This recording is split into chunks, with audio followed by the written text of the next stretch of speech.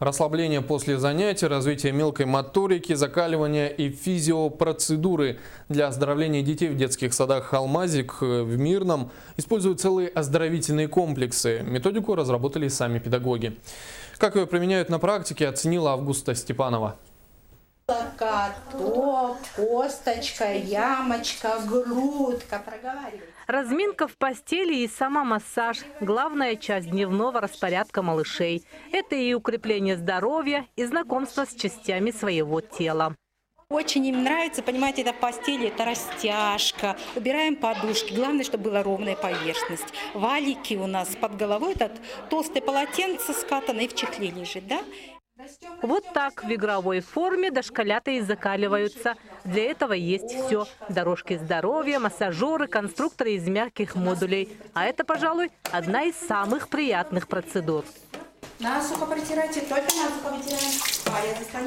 Такие занятия для воспитанников детского сада Сардана – привычное дело. Здесь, если нужно, ребенка и осанку выправят, и от плоскостопия избавят.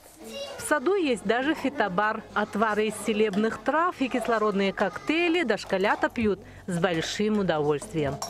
Для здоровья. И есть и в саду аппараты для физиотерапии. С их помощью детей лечат и предупреждают развитие простудных заболеваний. Кабинет у нас укомплектован полностью. У нас есть физиолечение, УВЧ, ингаляторы. У нас есть Дарсонваль. Мы получили денос-терапию. Вот она, денос-терапия. 5-10 минут, и экранирующая оболочка чудо-одеяла благотворно влияет на улучшение сна, самочувствия и настроения. Имеет такой эффект самооздоровления организма ребенка. Дети себя хорошо чувствуют. Нам очень нравится его использовать в период адаптации, когда малыши приходят.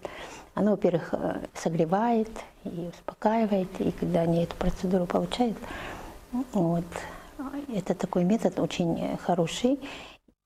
Соблюдение режима дня, физические занятия, физиопроцедуры, прогулки на свежем воздухе – это и есть комплекс оздоровительных мероприятий.